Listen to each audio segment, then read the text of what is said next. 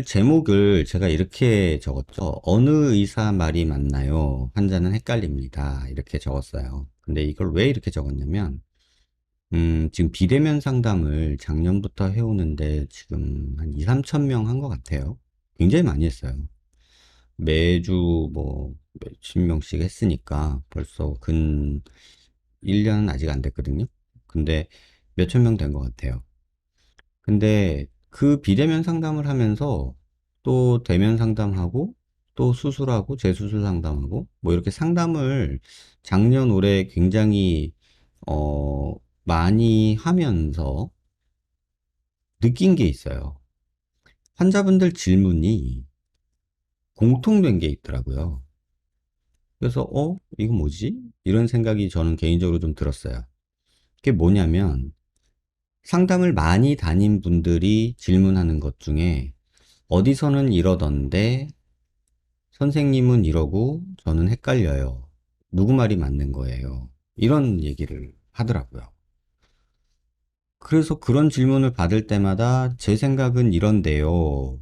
뭐 이러면서 이제 얘기를 좀 했는데 그거를 지금 한 1년 가까이 되는 시간을 떼서 한번 되돌아보니까 이게 과연 누가 옳고 그름의 문제일까? 라는 생각이 어느 순간 들기 시작했어요. 그러니까 예를 들면 이런 거예요. 교회 가가지고 불교에 대해서 물어보면 미신이라고 할 거 아니에요. 참고로 저는 교회를 다니지만 조금 뭐 선데이 크리스찬도 아니고 뭐 1년에 한두 번 가는 교인이기는 하지만 어 교회에 가서 불교나 이슬람교에 대해서 물어보면 우상 숭배하는 불교, 그 다음에 사이비 같은 이슬람교라고 얘기를 할 것 같아요. 반대로 불교에 가서 이슬람교나 뭐 기독교를 얘기한다면 또 다른 얘기가 나오겠죠. 이런 종교랑 지금 저희가 그 성형외과 상담을 하면서 느끼는 거랑 비슷하다는 느낌이 어느 순간 받았어요. 예를 들면 이렇게 생각을 해보자고요. 제가 성형외과 의사 생활을 하면서 예전에는 했지만 지금은 안 하는 수술이 대표적인 게 두 개가 있거든요. 그 두 개가 뭐냐면 보조개 수술하고 눈 밑 애교 필러예요.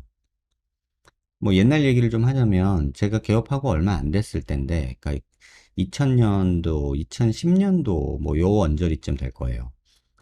그때 어떤 환자분이 보조개를 해달라고 그래가지고 보조개를 해줬어요. 그랬더니 이쁘다고 잘 됐다고 고맙다고 그 친구 주변에 사람들이 전부 다 보조개를 하러 왔어요. 그게 대충 어 2, 30명이 넘었던 것 같아요. 그래가지고 갑자기 보조개를 엄청나게 많이 했던 시절이 있었어요. 근데 그 최초에 저한테 보조개 수술을 받았던 친구가 그 친구가 2년 후 있다가 저한테 나타나가지고 원장님 이 보조개 없애주세요 라고 얘기를 하는 거예요. 그래서 보조개를 왜 없애? 라고 제가 물었거든요. 그랬더니 그 친구가 그러는 거예요. 남자친구가 바뀌었는데 남자친구가 어느 날 밥을 먹다가 야, 너 그 보조개 되게 어색해. 꼴보기 싫어. 이렇게 얘기를 했대요. 그러고서는 그 친구가 그 보조개를 없애겠다고 막 얘기를 하는 거예요. 그래서 제가 그랬죠. 아니, 너 그때는 자연스럽고 예쁘다고 되게 좋아했잖아. 라고 했더니, 아니, 근데 지금 남자친구가 너무 싫다고 하니까 내가 지금 이걸 없애고 싶다. 이렇게 얘기를 하더라고요. 근데 만드는 건 쉬워도 없애는 건 되게 어렵거든요. 보조개가. 일단 그래서 억지로 어떻게 해가지고 없애는 줬어요. 그런데 또 어느 환자가 와서 보조개를 또 없애달라고 그러고 또 없애달라고 그러고 이런 식으로 됐던 시절이 있었어요. 그때 제가 되게 혼돈이 왔어요. 뭐냐면 아니 해달라고 해서 해줬고 해줘서 좋다고 예쁘다고 했던 사람이 1, 2년 후에 나타나서 이게 싫다고 보기 싫다고 다시 되돌리고 싶다고 얘기를 하는 상황이 개인적으로는 이게 뭐지? 라는 생각이 들더라고요. 그리고 한참 또 필러가 유행을 했던 시절이 있었어요. 그것도 2010년 초반인 것 같은데. 갑자기 막 필러라는 게 가격이 비싸다가 뭐한 40만 원대 하다가 한 병원의 공급가 자체가 한 15만 원, 16만 원대로 떨어진 적이 있었어요. 그 국산 필러들이 나오면서. 그러니까 갑자기 필러가 여기저기 막 주사를 하기 시작을 했던 시기가 2010년 초중반이었던 것 같아요. 근데 그 무렵에 막 사람들이 또 눈 밑 애교살이 있으면 예쁘다, 귀엽다, 뭐 요게 막 갑자기 막 그 뭐랄까 유행처럼 번졌어요. 근데 눈 밑 애교살을 이제 저는 이렇게 막 볼록하게 너무 과하게 하는 걸 싫어하거든요. 그래가지고 어쨌든 뭐 필러로 이렇게 눈 밑 애교살을 만들어줬어요. 근데 이게 어느 순간 점점 과해지더니 나중에는 막 눈 밑에 물풍선처럼 달고 다니는 사람들이 주변에 되게 많이 보였고, 그 막 툼레이더 영화 나오던 시절에 그 졸리 입술이 또 한때 유행을 했었거든요. 가지고 그냥 여자들 전부 다 입술을 이렇게 내밀고 졸리 입술이라고 하고 다니던 시절이 있었어요. 근데 그게 그렇게 꼬불배기가 싫은 거예요, 제 개인적으로. 저게 지금 졸리니까 저게 이쁘지. 이게 동양 사람 얼굴에 저러면은 쿤타킨테 같을 텐데. 뭐 이런 생각이 들면서 별로 싫었는데 또 해달라니까 안 할 수는 없고. 그래서 했었는데 어느 순간 또 그걸 또 싫다고 이제 녹이러 오더라고요. 그래서 지금은 어느 순간부터는 아, 나 이제 보조개 안 할래. 라는 생각을 되게 많이 해요. 그래서 지금은 보조개 수술 안 한 지가 근 10년이 넘어요. 그 다음에 눈밑 필러 놔달라는 환자가 있으면은, 나는 안 해. 라고 언젠가부터 얘기를 하기 시작했어요. 그것도 근 10년 된 것 같아요. 그거 하고 싶으면은, 어디 뭐, 딴 데 필러 놓는 데 많잖아, 요새 싸게. 그런 데 가서 맞아. 라고 얘기를 하게 되더라고요. 그게 왜 그런가를 봤더니, 이 환자들의 변심, 막, 이렇게 지금은 이걸 좋았다가 내일은 이게 좋고, 마치 긴 머리 좋았다가 짧은 머리 좋고, 막 이런 식으로 변심을 하잖아요. 기분 전환하려고, 뭐, 뭐, 파마하고, 막 이런 거 했잖아요. 근데, 이렇게 막 생각을 하는 사람들이 많아지는 거예요. 보조개, 막 필러, 이런 거가 좋았다가 싫어졌다, 좋았다가 싫어졌다, 이런 것처럼 머리를, 어, 파마를 했다가 풀렀다가 길게 했다가 짧았다가 막 이런 식으로 바꾸듯이 뭐 매니큐어 색깔도 뭐 하얀색 했다가 빨간색 했다가 뭐 어떻게 했다가 뭐 이런 것처럼 이 수술이라는 과정을 너무나 사람들이 기분 전환용으로 하는 것 같다. 라고 얘기를 하는 거예요. 그래서, 이거는 아닌데, 라면서 그런 것들은 하기가 싫어지더라고요. 그래서 유행을 따라가는 수술은 하기가 싫어졌어요. 그래서 안 하고 있어요. 근데 최근에 이제 비슷한 게 있어요. 또, 윤곽주사, 무슨 뭐, 실 넣는 거, 뭐 이런 것들 이제 뭐 많잖아요. 여러분들 요새. 뭐 슈링크 200샷 8만 원, 뭐 이런 거 있잖아요. 광고에 보면. 저걸 뭐 하려고 하지? 효과도 없을 텐데? 이런 생각들이 들어요. 개인적으로는. 그런데 문제는 뭐냐면 그런 걸 찾아다니는 그룹도 분명히 존재한다는 거예요. 근데 저 같은 경우는 내가 뭘 했는데 효과가 없어. 그러면 내가 그걸 하고 있는 게 되게 찜찜한 느낌이 있거든요. 그러니까 슈링크 뭐 200샷, 500샷 맞아가지고 얼굴이 리프팅이 될 리가 없어요. 그냥 기분 문제지 않을까? 이런 생각이 들고, 윤곽 주사, 뭐 지방, 뭐 녹이는 주사, 뭐 볼살 주사, 뭐 이런 것들이 굉장히 만연해 있지만, 그거 뭐 5만 원, 10만 원이면 맞잖아요. 그런데 그게 진짜 효과가 있다면 얼굴 퉁퉁해서 다니는 사람들은 뭐야, 5만 원, 10만 원이 없는 거야? 이런 상식적인 접근을 해보면 이거 뭐 하려고 하지? 그냥 심리적인 거 아닐까? 이런 생각을 해요. 그래서 예를 들면 윤곽주사도 저번에 그래서 막 생각을 해봤어요. 이게 진짜 내가 생각하기에는 별로 효과가 없는 것 같은데. 그래서 문헌들을 다 리뷰를 해봤잖아요.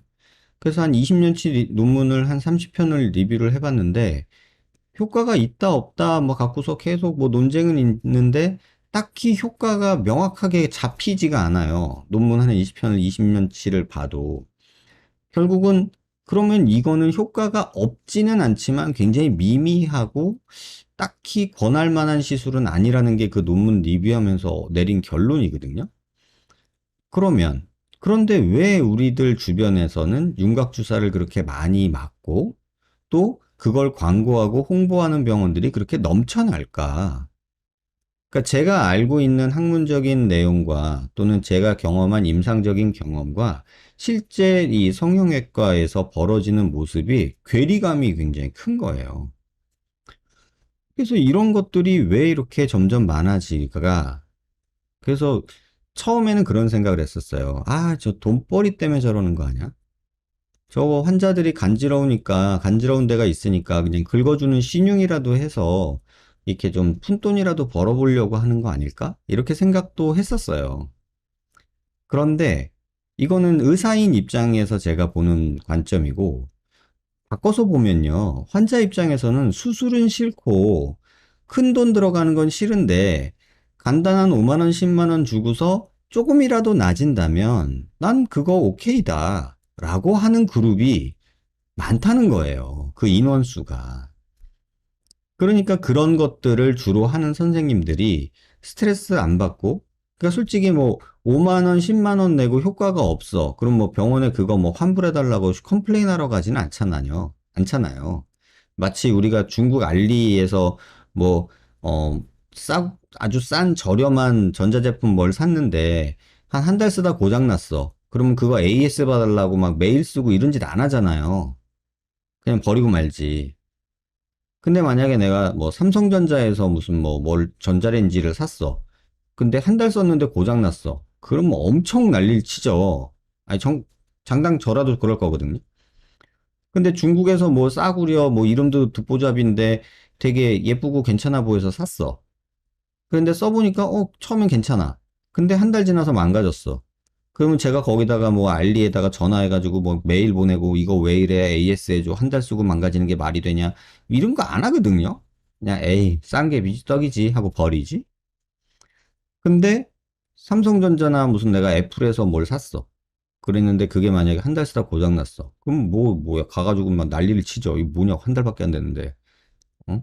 AS가 아니라 새 제품 내놔. 나 왔다 갔다 시간 버렸어. 막 이러면서 이제 막 난리를 치겠죠. 이게 그 차이더라고요. 이 저렴하게 싸게 이렇게 그냥 마음을 위로해주는 그런 시술들이 점점 많아지는 이유가 그런 메커니즘이더란 얘기예요. 이런 것들이 되게 많이 있어서 그러면은 이걸 학문적으로 제가 방송에서 다루면서 얘기를 하자니 이거는 의미가 없는 논쟁인 거예요.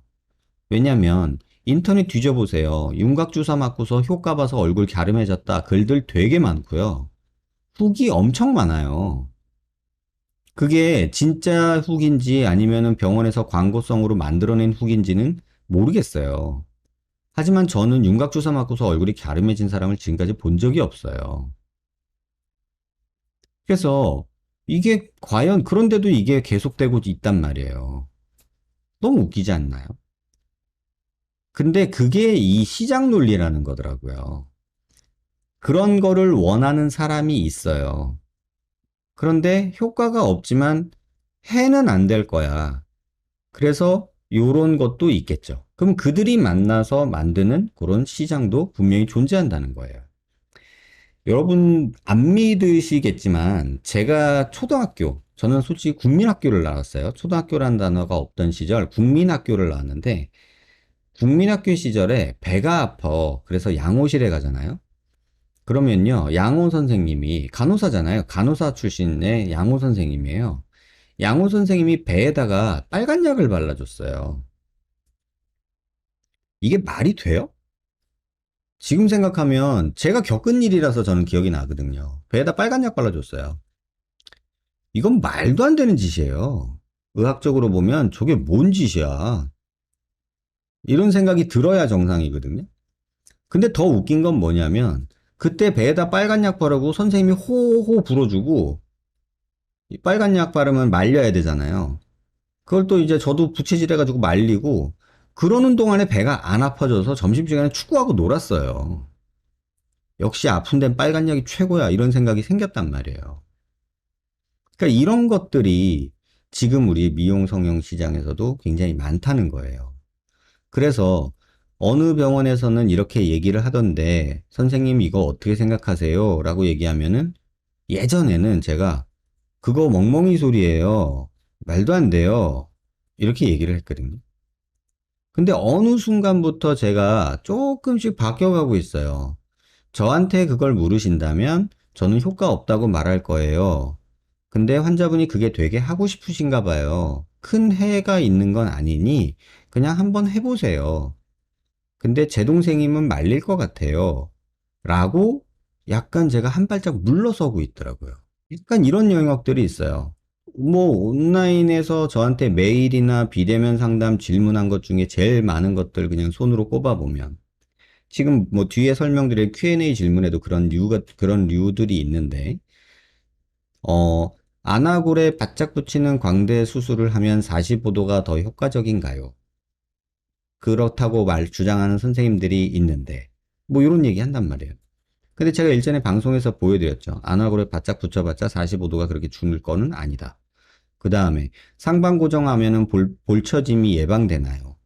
글쎄 내가 보기에 그렇게 상반 고정한 수술을 여러 봤지만 그런 사람들이 볼처짐이 없다라고 생각하지는 않는다. 이게 제 결론이거든요. 근데 지금도 광대 수술하고 인터넷 검색하고 광대 수술 부작용 하고서 검색하면 환자들이 제일 먼저 불안해하는 건 뭘까요? 볼처짐이에요. 첫 번째 볼처짐이고 두 번째 분류압이거든요. 그러면 볼처짐이 제일 걱정스러운 거예요. 왜? 부작용 카페 이런 데 가보면 광대 수술하고 볼처져서 막 불독된 사람들이 막 엄청난 얘기를 막 써놓거든요. 그러니까는 사람들이 이제 수술을 하고 싶은, 광대 수술을 하고 싶은 사람들은 불안할 거 아니에요. 그러면 찾아보게 된단 말이에요. 그러면 볼처짐이 안 와야 될 것 같아. 볼처짐이 무서워서 광대 수술 못 하겠어요. 이런 사람들이 있어. 근데 어떤 의사가 나타나서 볼처짐 절대 없습니다. 내가 수술하면 볼처짐 없습니다. 이렇게 얘기를 한단 말이에요. 그러면 그 볼처짐이 두려워서 광대 수술을 할까 말까 두려웠던 사람이 광대 수술을 그 사람한테 그렇게 볼처짐이 없다고 주장하는 의사한테 찾아가서 하게 되는 거예요. 근데 웃긴 건 그러면 그 의사가 진짜 볼처짐이 없는 수술을 하고 있느냐가 제 입장에선 중요해요. 그 선생님이 주장하듯이 볼처짐이 절대 없는 수술을 하는 원리가 뭐냐 라고 얘기하면 내용이 없어요. 그냥 본인의 주장인 거예요. 그리고 내가 수술한 사람은 볼처짐 없다. 이렇게 얘기를 해요. 근데 실제로 그 선생님한테 수술하고 와서도 볼처짐 얘기하는 환자분들은 있거든요. 그러니까 근데 그러면 그 선생님이 수술한 환자 중에도 볼처짐 없는 사람이 있겠죠. 왜냐면 광대 줄어든 것만으로 너무 만족감이 크면 볼이 처졌는지 어쩌는지 보이지도 않아요. 이제 그런 경우도 있단 말이에요. 그러니까 이런 경우들이 막 혼재돼 있어요. 그래서 어느 순간에 이거를 이제 설명하고 이해시켜 주려고 그 원리를 설명을 하려고 하면은 이게 한두 시간짜리는 아니거든요. 그래서 영상도 무지하게 많이 만들고 진료실에서 상담을 할 때 설명도 막 하는데 결과적으로 환자가 원하는 답은 내 설명이 아닌 거예요. 환자가 원하는 건 그래서 너는 볼처짐 안 오게 수술할 수 있어, 없어? 나 볼처짐이 걱정돼. 나 볼처짐 올 것 같으면 나 광대 수술 안 할 거야. 나 광대 수술 해도 돼, 안 돼? 저한테 그걸 묻고 있는 거예요. 그러면 제가 지금 환자분은 볼처짐이 광대 수술하면은 뭐 1이 만약에 마이너스 1이 볼처짐이라고 생각을 하면 광대 수술에서 얻을 수 있는 효과는 한 4, 5 정도 돼요. 그럼 더하기 빼기 하면 3 정도 남잖아요. 그러면 더 나아지잖아요. 그럼 볼처짐 위험성 감소할 만하지 않나요? 이런 식으로 제가 상담을 하고 있더라고요. 또 하나는 더 웃긴 거, 조금 더 황당하다고 봐야죠. 어떤 학회에 이제 저희가 이제 두 개 하면 거기에 임원으로 있는데 거기서 어떤 선생님께서 이제 발표를 하세요. 윤곽 수술을 나 이렇게 한다. 이렇게 해서 좋다. 뭐 이렇게 이제 발표를 하시더라고요. 근데 이제 수술 전후 사진을 보여주는데 턱을 이제 잘라놓고 이렇게 수술을 했는데 티절고를 했는데 제가 보기에 그냥 뒤집어진 오메가 쉐입이 생겨 있어요. 그래서 제가 보면서, 이랬거든요. 근데 그 선생님은 그게 눈에 안 보이는 거예요. 그냥 얼굴 작아졌고, 사각턱 없어졌고, 턱 끝 갸름해졌지, 환자분도 되게 만족해해요. 끝이에요. 그래서, 저거, 저 정도 되면은 나한테 환자분들이 울면서 오는데? 왜 그러지? 이런 생각이 들더라고요. 그래서 그때 느꼈어요. 아, 이게 예전에 한 10년 전에 저 역시도 사각턱은 많이 잘라주기 대회했던 시절이 있다니까요. 그래서 막 다 저도 막 개턱 만들고 왕창 자르고 자른 뼈 보여주면서 나 이렇게 많이 잘랐다 잘했지 이러면서 막 칭찬받기 바라고 그러던 시절이 있었단 말이에요. 지금 생각하면 되게 좀 웃기죠. 하지만 어떤 선생님들은 지금도 그렇게 하는 게 환자들이 얼굴 작아지고 갸름해지는 게 이쁘다라고 생각하고 계신단 말이에요. 그러니까 그 의사의 경험과 그 의사의 필로소피, 그러니까 수술에 대한 어떤 자기 철학, 이게 의사들마다 달라요. 그리고 보는 시각도 달라요.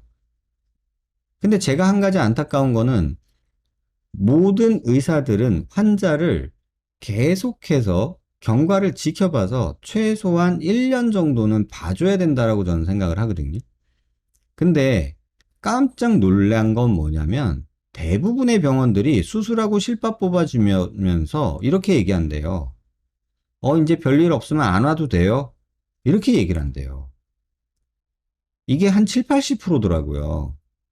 왜냐하면 자꾸 병원에 와서 귀찮게 하지 말라는 거죠. 근데 저는 환자들한테 수술하고 실밥 뽑아주고 한 달째 봅시다, 세 달째 봅시다, 6개월째 봅시다, 1년째 봅시다. 그럼 1년째 딱 오시는 분이 계시면 인제 졸업장 드릴게요. 이러고 있거든요. 근데 제 입장에서는 그러면서 제가 환자들의 피드백도 받지만 내가 수술해 놓은 경과를 1년치를 보게 돼요. 얼마 전에는 2008년도에 제가 수술한 환자가 왔어요. 그러면 몇 년이에요? 2008년이면 13년이에요. 13년 전에 제가 수술한 환자가 온 거예요. 너무 반갑죠. 그런데 내가 13년 전에 수술해 놓은 환자가 13년이 지나서 어떻게 변했는지를 내가 볼 수 있다는 거는 내가 의사로서 되게 기쁜 거예요. 왜? 아, 그때 저렇게 수술했는데 10년 정도 지나니까 저렇게 되는구나 라는 걸 내가 배울 수 있잖아요. 근데 지금 보면 이상하게도 성형외과 병원에서 환자분 경과들을 잘 안 보고 있어요. 젊은 친구들일수록 더 그래요. 왜 그러나 봤더니 굳이 돈 안 되는데 정신사납다 이거죠. 그게 지금 가장 큰 문제예요. 근데 그게 문제가 되는 건 뭐냐면 내가 수술해 놓고 내 환자가 최종적으로 어떤 모습이 되고 나이 들어가면서 어떤 모습이 돼가는지를 의사는 봐야 해요. 그래서 그걸 보고 배워야 돼요. 근데 그걸 본 의사와 그걸 보지 않은 의사와 이런 학회나 이런 데서 만나서 얘기를 해보면 이 보는 시야의 폭이 엄청 달라요. 그러니까 안 보여요. 그분들한테는. 뒤집어진 오메가 쉐입을 계속해서 만들면서도 그 뒤집어진 오메가 쉐입이 갸름해졌다라고 환자들 만족한다고 좋아하는 사람이 더 많어 라고 생각하면서 그게 문제라고 생각을 못 해요. 근데 소수의 어떤 환자들은 이런 그룹들이 생기죠. 오메가 쉐입이 생겼어. 뒤집어진 오메가 쉐입이. 그럼 어떤 그룹은 아유, 내가 수술을 했는데 내 살성이 안 좋은가 보네. 이러면서 본인이 자포자기하는 경우가 한 절반 정도 될 거고요. 어떤 그룹은 의사한테 막 따져요. 막, 나 이게, 뭐, 이거 어떡할 거야. 막 이러면서 따지는 그룹이 있을 거고요. 어떤 그룹은, 아유, 내가 저 의사를 잘못 선택했네. 딴 병원 가봐야지. 라면서 병원 의사를 바꾸는 그룹이 있을 거고요.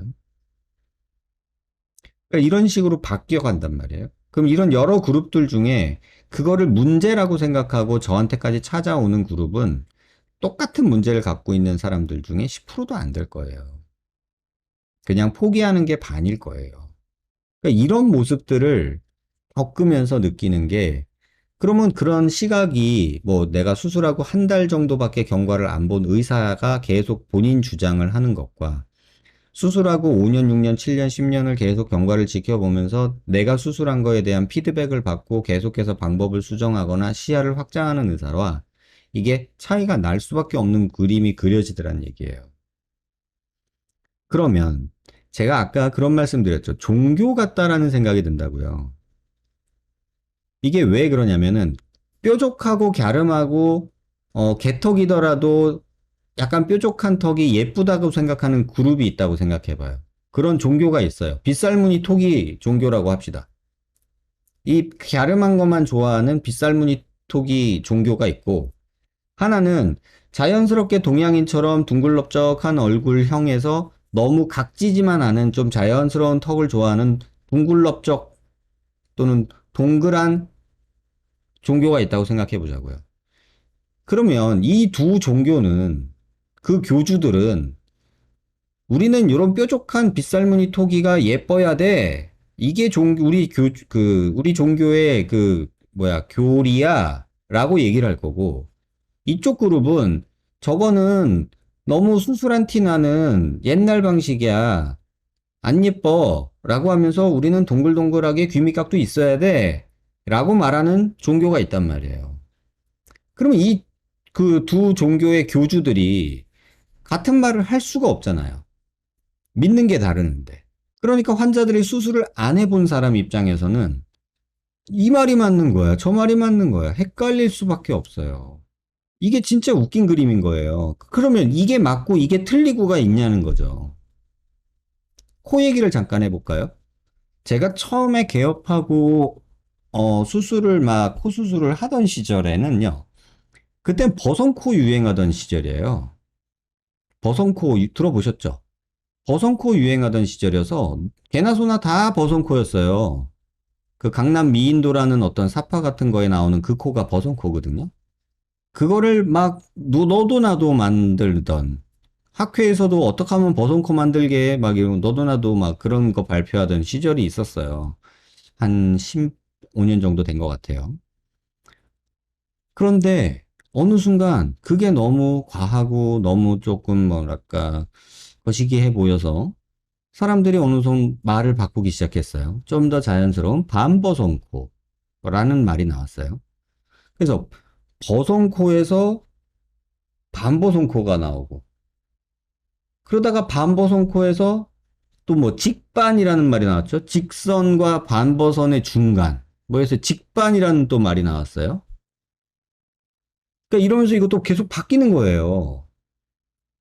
그러면 지금 입장에서 2021년 지금 상황에서 버선코를 만든다 그러면 어떻게 취급받죠? 되게 황당한 의사 취급을 받을 거예요.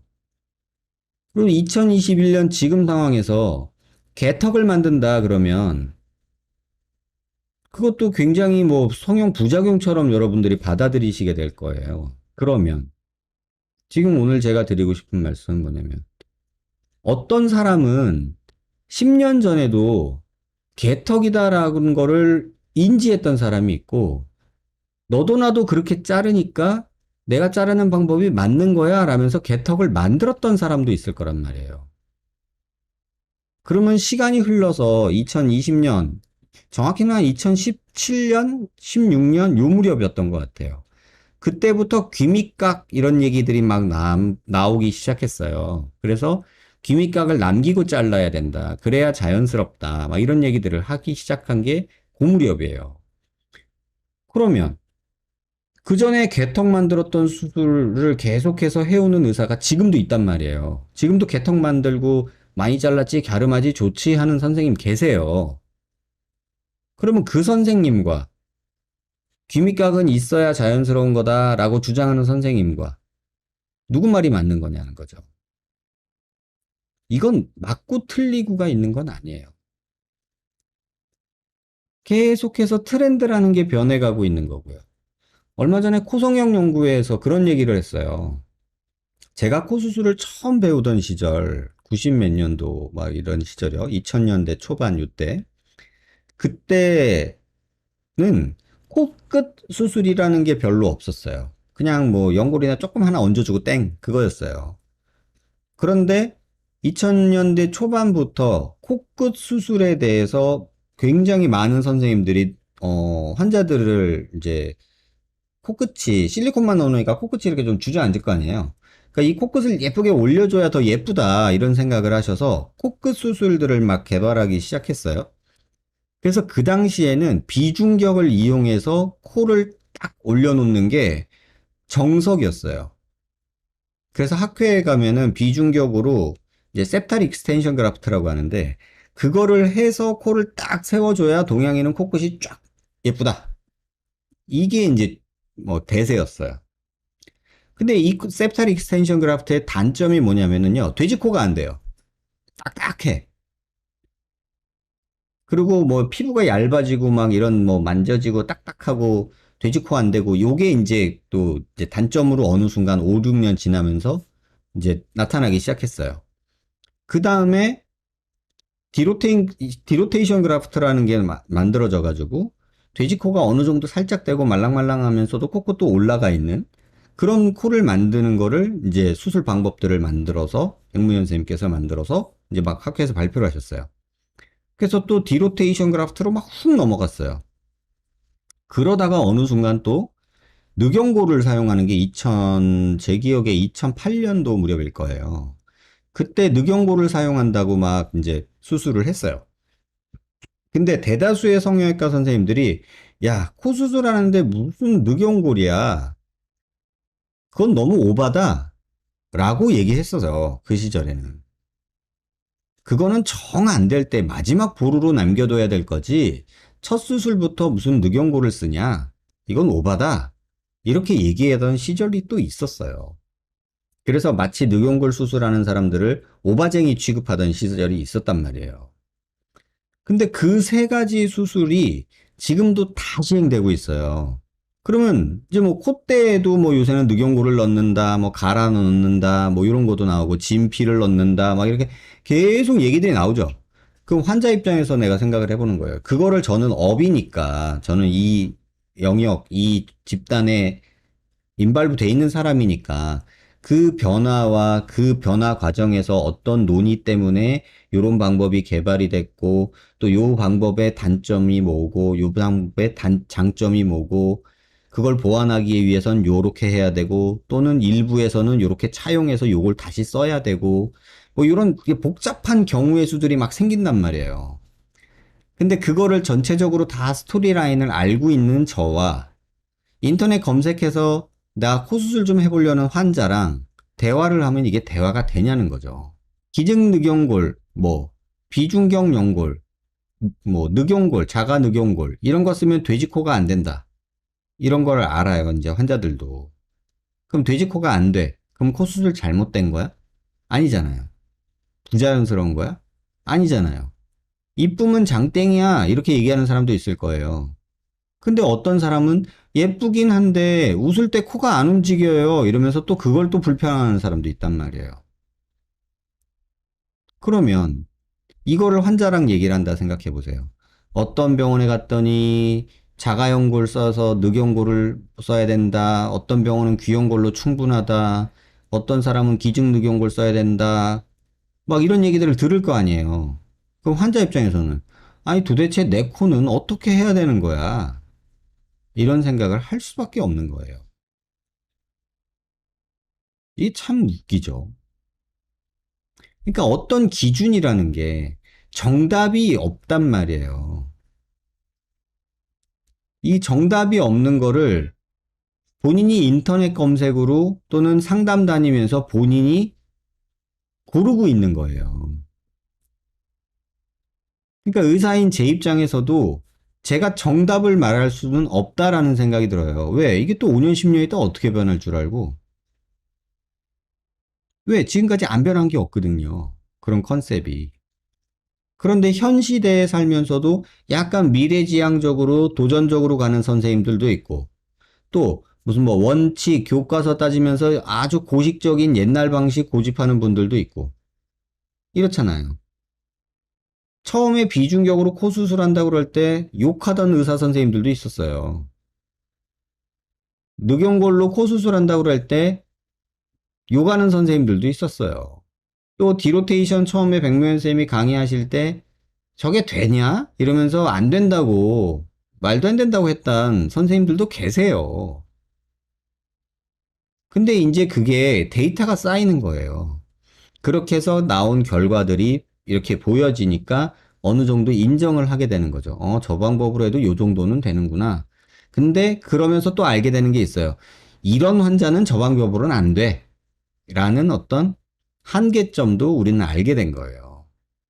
근데 그 과정에서 환자들은 어떻게 보면은 그 시행착오를 겪는 과정 중에 일부는 만족스러운 결과를 얻을 것이고 일부는 아주 실패한 결과를 얻을 수도 있죠. 이게 지금 우리가 겪고 있는 가장 큰 문제점인 거예요. 그래서 환자들이 하는 질문의 90% 이상이 어느 병원에서 이러던데, 인터넷에서 보니까 이러던데, 누구 말이 맞는 거냐. 뭐 이런 얘기들이에요. 맞고 틀리고는 없어요. 자, 예를 들면 이렇게 생각해 봅시다. 얼마 전에 가슴 수술을 했거든요. 근데 키가 그렇게 크지 않은 작은 체형의 환자분이었어요. 제가 가슴 수술을 처음 한 게 2004년이었던 것 같아요. 레지던트 때 처음 했는데, 그때 제가 그 따님하고 엄마랑 같이 상담을 왔었어요. 따님이 그때 22살인가였고, 엄마랑 같이 손잡고 왔는데, 이제 뭐 상담을 막 하다가 엄마가 물어보시더라고요. 선생님, 그래서 가슴 보형물은 어느 정도 사이즈를 넣나요? 이렇게 물어보시더라고요. 그래서 그래도 지금 이 친구가 A컵이고 너무 절벽에 가까워서 너무 없으니까 한 150cc는 넣어야 되지 않을까요? 이렇게 얘기를 했죠. 그랬더니 그 어머님이 뭘 하셨는지 아세요? 버럭 화를 내면서 이 양반아 우리 딸내미를 포르노 배우를 만들려고 그래? 이렇게 얘기를 하시더라고요. 근데 지금 제가 개업을 한 게 2007년이거든요. 그럼 개업을 하고서 가슴 수술을 또 엄청나게 해대던 시절이 있었어요. 그럼 그때 제일 많이 넣었던 사이즈는 뭐냐? 그럼 한 260 정도였던 것 같아요. 그럼 최근에 가장 많이 넣는 사이즈는 어느 정도냐? 300cc 정도예요. 300이 다 넘어갔거든요.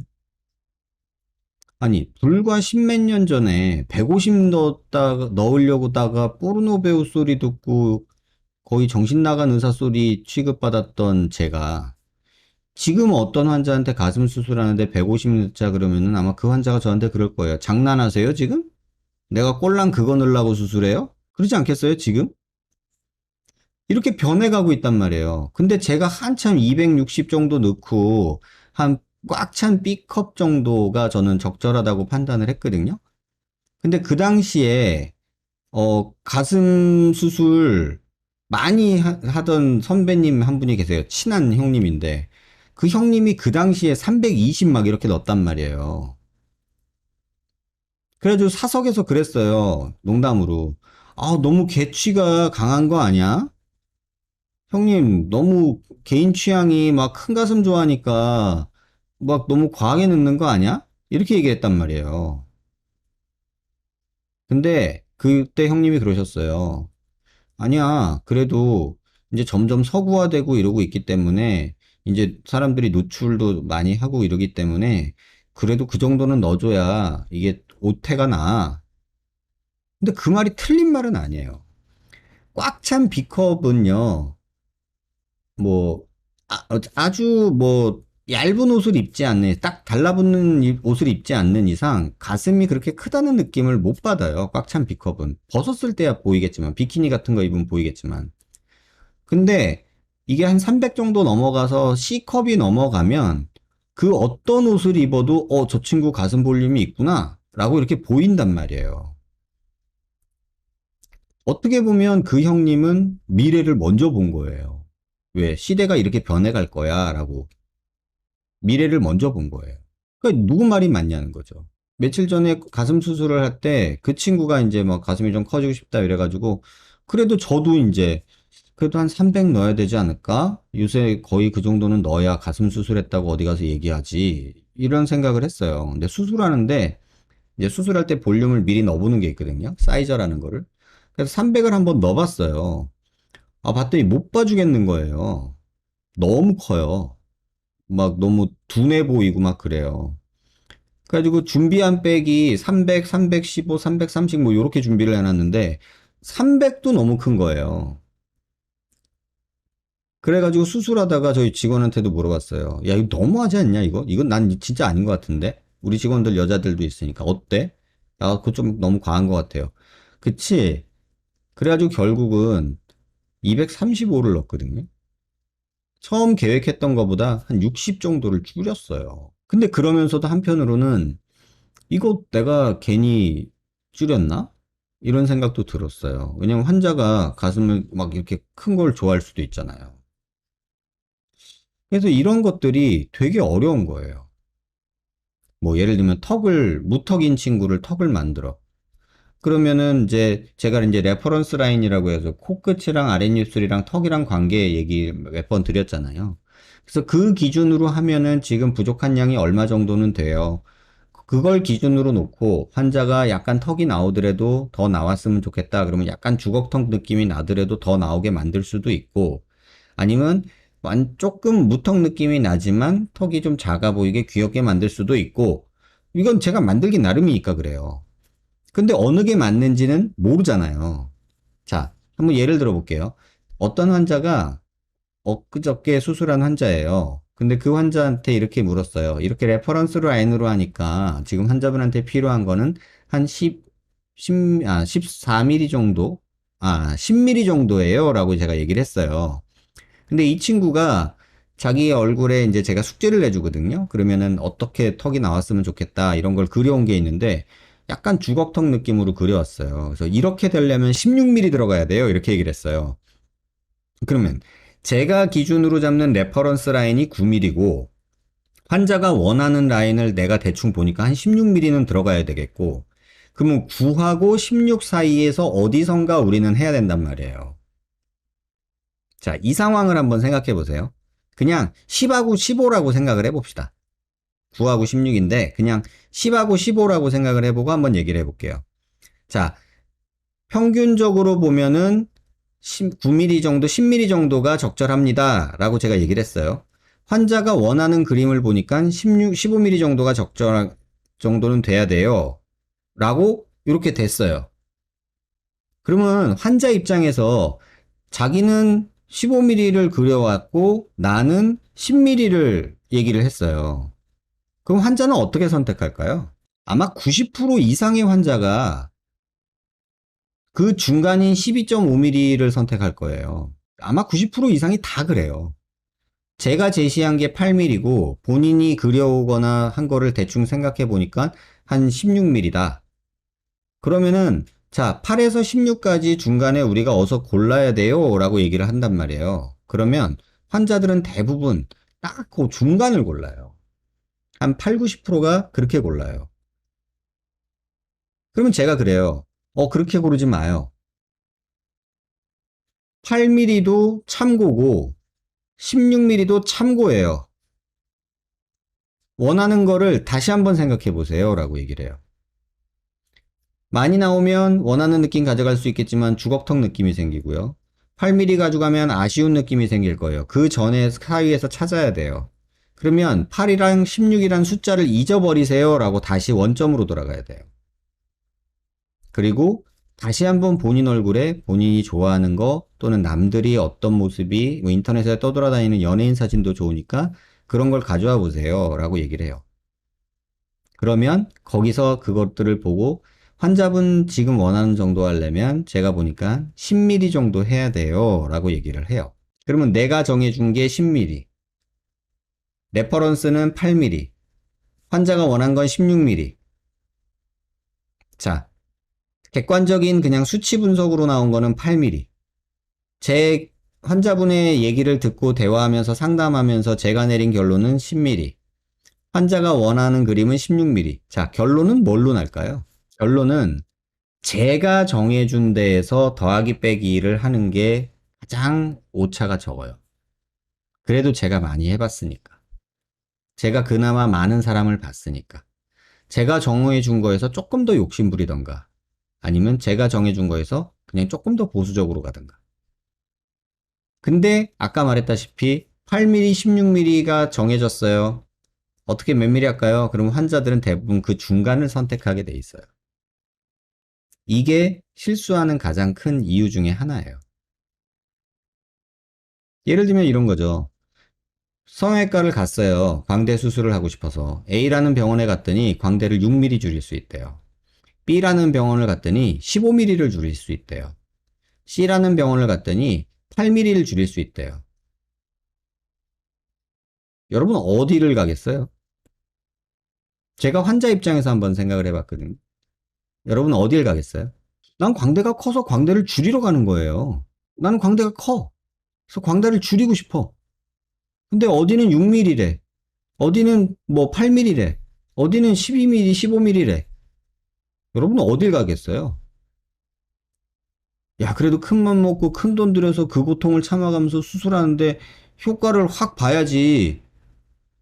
15mm요. 16mm요. 이렇게 선택할 수밖에 없는 그림이에요. 근데 지금 김민님이 말씀하신 것처럼 환자 입장에서 16mm가 어느 정도 피부에 나타나는지를 알 수가 없으니까 단순 수치로 따지게 되지 않나. 그러니까 마음적인 선호도는 많이 줄이고 싶잖아요. 광대가 크니까. 기왕 돈 들여서 고생하는데. 그렇잖아요. 근데 문제는 여기서 뭐냐면 그 수치가 내가 광대가 줄어들었을 때 어떤 모습이 될 거냐는 거를 환자는 모른다는 거예요. 의사도 어떤 경우는 몰라요. 지금도 모르고 계속하는 선생님이 계세요. 제가 그걸 나중에 기회가 되면 CT를 보여드릴게요. 거의 15mm를 줄여놓으세요, 광대를. 근데 광대를 15mm를 줄였는데 실제로 광대가 줄어든 거는 15mm가 아니에요. 3, 4mm밖에 안 줄어요. 그런데도 계속해서 15mm를 막 밀어넣고 계세요. 부러지든 플레이트가 부러지든 뼈가 부러지든 상관없다. 나는 너를 광대를 최대한 줄여줄게. 근데 그 말을 듣고 그걸 좋다고 가시는 분들도 계신단 말이에요. 심지어는 저한테 다른 수술을 받았던 환자가, 음? 저한테 수술을 받았던 환자가 그분한테 가서 광대 수술을 받으신 경우를 봤어요. 저한테 턱을 수술 받으셨던 분인데, 턱 재건을 받았던 분인데, 15mm를 줄이고 온 거예요. 양쪽 다 합친 게 아니라 한쪽당 15mm요. 그래서 CT를 봤더니 플레이트는 부러져 있고, 뼈도 부러져 있고 막 이래요. 그러면 제가 광대 얘기 안 했겠어요? 그래서 아니 왜 광대를 이렇게 했어요? 그랬더니 원장님이 그때 안전하게 한 7mm 정도 6, 7mm 줄일 수 있다고 그러는데 거기는 2배를 줄여준다니까. 자기는 기왕 고생하는 거 2배 확 줄여준다는데 선택할 수밖에 없지 않겠냐. 이렇게 딱 얘기를 하는데 할 말이 없더라고요. 그래서 최근 드는 생각이 내가 아무리 얘기하면 뭐 할까? 환자가 듣고 싶은 답은 정해져 있고 원하는 바는 있는데 내가 그걸 막 이론적으로 어렵게 설명해 봤자 어차피 중요한 건 결론만 들릴 텐데 그리고 본인이 원하는 거는 정해져 있을 텐데 얼마 전에 어떤 뉴스 기사를 봤어요. 어떤 한의사 선생님께서 폐암 말기 환자한테 그렇게 장사를 하셨대요. 나한테 1억을 뭐 약을 뭐 나한테 병원에 1억을 내면 1년을 더 살게 해주겠다. 그리고 3억을 내면 2년을 더 살게 해주겠다. 5년을 더 살게, 5억을 내면 뭐 3년을 더 살게 해주겠다. 그렇게 해가지고 한약을 판매했던 그런 한의사 선생님 얘기가 있어요. 여러분, 폐암 말기 환자가 보통 3개월에서 6개월 넘기기 힘들거든요. 보통. 근데 뭐 항암 치료하고 어쩌고 하면 1년까지, 1, 2년까지 끌 수 있겠지만, 그래도 1년 넘기는 경우 많지 않아요. 그런데 1억을 주면 자기가 1년을 더 살게 해주겠다, 이렇게 하면 여러분은 어떻게 하시겠어요? 내가, 내가 돈이 있어. 내가 돈이 있는 사람인데, 폐암 말기야. 1년을 더 살게 해준대. 1억 주면. 여러분 어떻게 하시겠어요? 대부분 돈이 있다면 1억을 낼 마음이 생길 수밖에 없어요. 이게 웃긴 거예요. 돈이 1억이 내가 뭐 돈이 많다. 그럼 1년 더 살게 해준다. 1억? 나한테 그렇게 큰 의미가 없는 돈이라면 뭐 죽을 건데 뭐 가져갈 것도 아니고. 그럼 1억 내고 그 모험을 하지 않을까요? 그걸 이용해서 돈을 버는 사람도 있단 얘기예요. 반대로 다이어트 약 얘기를 좀 해볼까요? 여러분들 다이어트 음료, 다이어트 뭐 약들 많잖아요. 그죠? 그런 약들 그렇게 비싸지 않은데 살 빠진다. 이러면 10,000원짜리 한 달치 약 여러분 사고 싶지 않으세요? 효과 없어도 뭐 몸에 나쁠 건 없으니까. 그리고 10,000원이면 큰 돈도 아닌데 뭐 커피 2잔 값인데 내가 그 정도는 한번 투자해보지 뭐 속는 셈 치고 한번 해볼까? 이런 생각 안 들까요? 그렇게 생각이 드는 그룹이 양극단에 존재한단 말이에요. 근데 이런 다양한 스펙트럼에 가진 환자들이 여러 의사들의 어떤 의견, 경험치 이런 것들과 또 상업적인 마인드가 강한 선생님 또는 그냥 뭐 효과 없는 거는 왠지 막 말리고 싶고 하기 싫은 그런 선생님들 또는 막 도전적으로 막 어그레시브하게 막 공격적으로 뭔가를 하려고 하는 선생님들 다양한 환자 선생님들, 의사 선생님들 캐릭터들이 또 다양하단 말이에요. 그러면 그 의사들의 말이 다를 것이고, 뭐 유튜브도 제가 처음에 블로그 할 때만 해도 의사가 블로그 하는 경우가 많지가 않았는데 지금은 뭐 블로그 하는 의사 선생님들 되게 많고, 유튜브 하는 선생님들도 되게 많고, 그러니까 뭐 이 말도 나왔다, 저 말도 나왔다, 뭐 온갖 말들이 나오죠. 그러니까 이런 문제들이 생기는 거예요. 그러니까 누구 말이 맞냐는지. 계속 그 질문밖에 없어요. 누구는 그러던데, 결국은 그 질문을 정확한 답을 얻으려면 그 질문 이면에 있는 원리를 이해하면 본인이 납득이 될 텐데, 이거는 딱 10명한테 물어보는 거예요. 이게 좋아요, A가 좋아요, B가 좋아요? 라고 10명한테 물어보는 거예요. 그럼 7명이 A가 좋다 그러고, 3명이 B가 좋다고 하잖아요. 그러면 선택을 어떻게 하시겠어요? A를 선택할 수밖에 없어요. 제가 환자라도. 그런데 문제는 조금만 깊게 들여보고 원리를 이해하면 A는 안 되는 거고, 뭐, 틀린 거고, B가 좀 더 나은 거예요. 이런 경우들이 있단 말이에요. 근데 이게 이런 상황에서 동양인의 또 이 경험주의 마인드 또는 친구, 주변인들의 경험담 또는 인터넷의 후기 이런 것들까지 다 짬뽕이 돼서 들어오면은 머리에 쥐가 나기 시작하는 거예요. 자, 머리에 쥐가 나서 여기 그림처럼 막 이렇게 어지러운 이런 상황이 왔다고 생각해 보세요.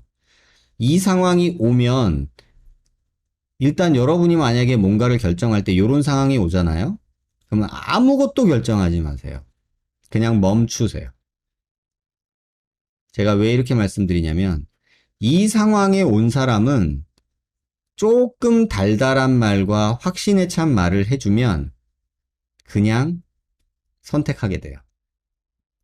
그러니까 의사 입장에서 그러니까 수술을 시켜서 돈을 벌고자 하는 만약에 마음이 있다면 요런 환자들은 아주 좋은 먹잇감이 돼요.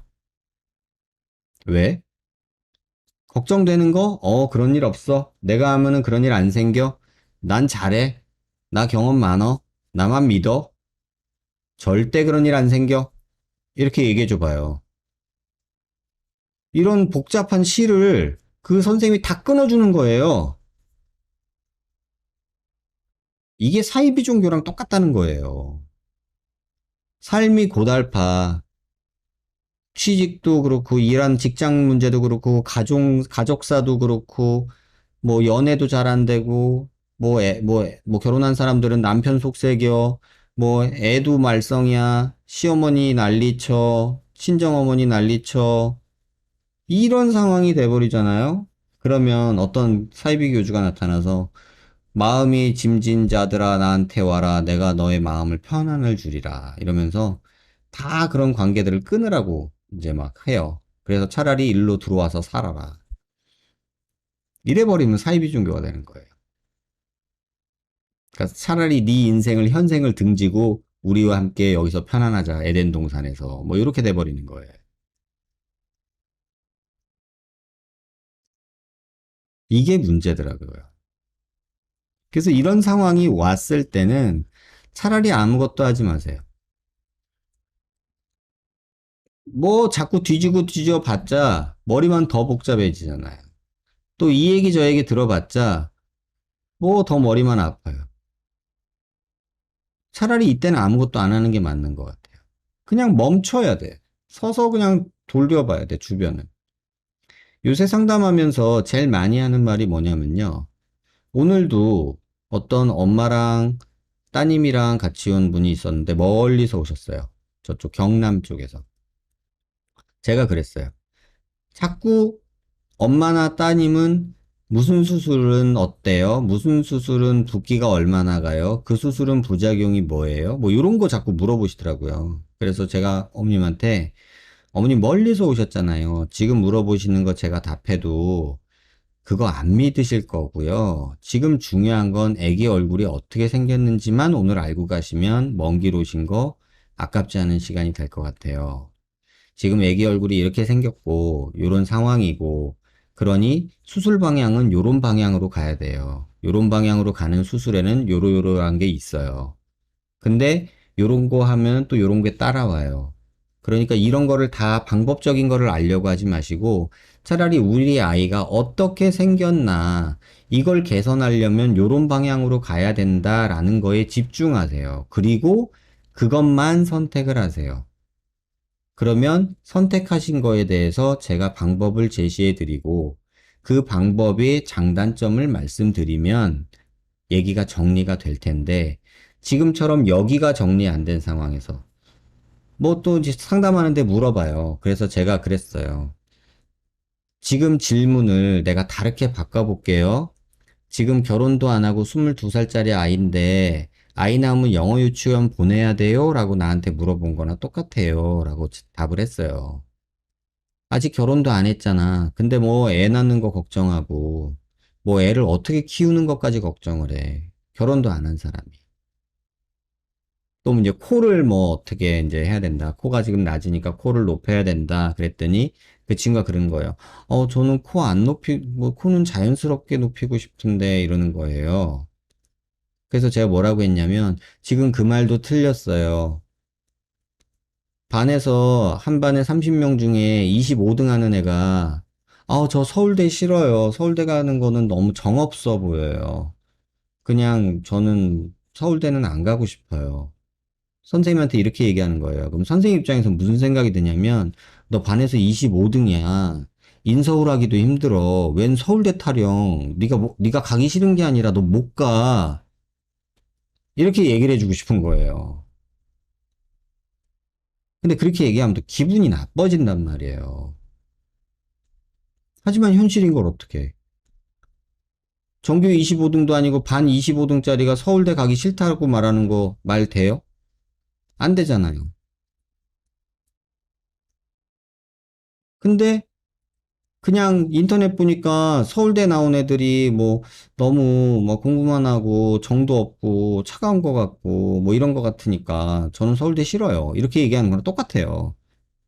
다시 말하면 너는 반 25등이고 전국 등수로 따지면 몇 등 정도인데 너는 서울대 절대 들어갈 수 없는 성적이야. 그러니까 네가 서울대 가기 싫다는 말은 할 수도 없는 말이고 내가 들으면은 되지도 않어라고 말할 수밖에 없는 거야. 이렇게 얘기하게 되는 거야.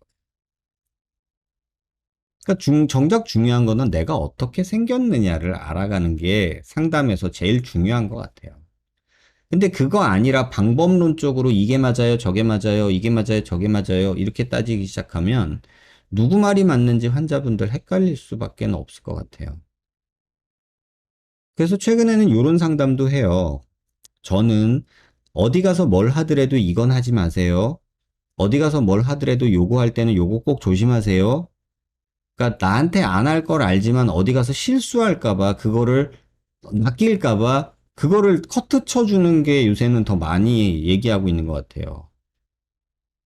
막 이렇게 줄이고 싶죠? 근데 그렇게 하면 안 돼요. 광대 한 10mm 줄어든다면은 막 이렇게 얼굴 작아질 것 같죠? 절대 작아지지 않고 땅콩 돼요.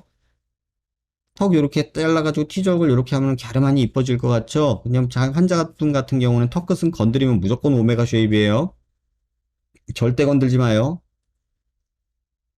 내가 어떻게 해주겠다로는 상담을 하는 게 아니라 최근에는 이렇게 하면은 잘못될 거예요. 이거는 절대 피하세요. 이런 얘기를 제가 하고 있더라고요. 어느 의사 말이 맞나요? 라는 환자분의 질문은요.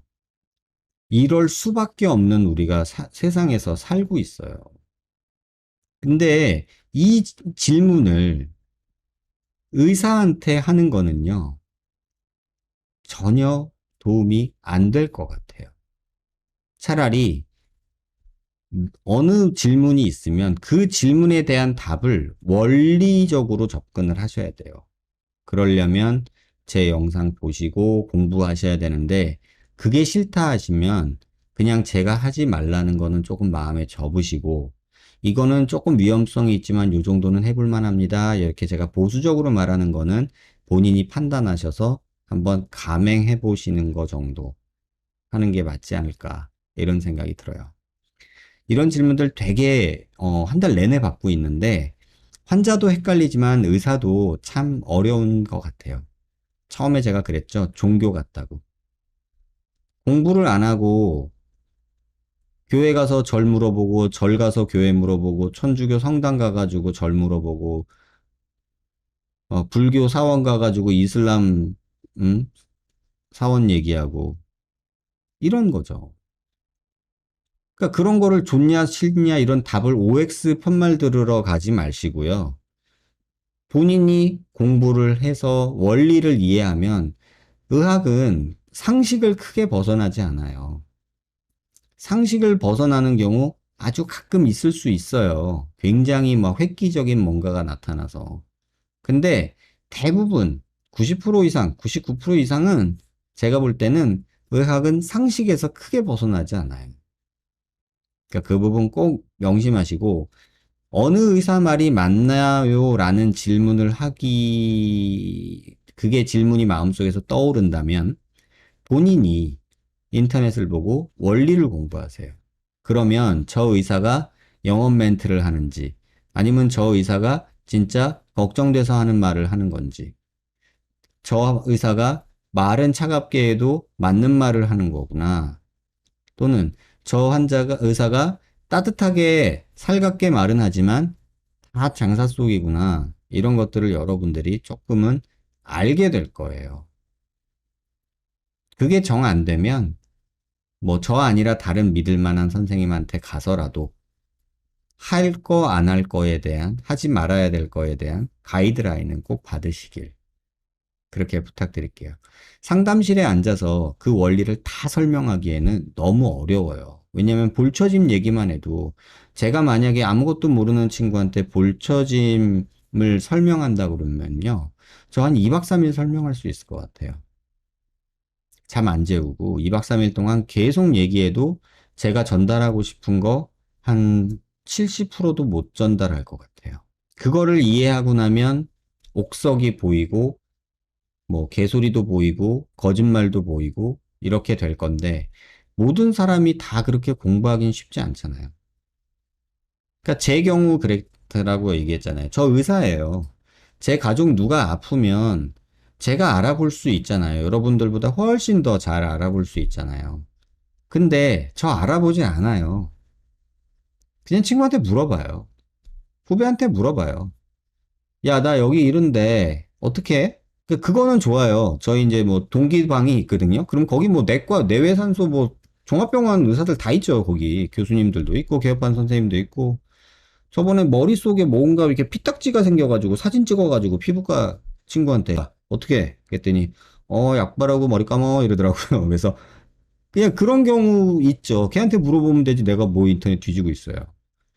또 뭐 가족이 누가 아파 뭐 친구 동생이 수술을 한대 뭐 전화해서 물어봐요. 야 너 그 수술을 뭐 누구 한다며 그거 해야 되는 거야?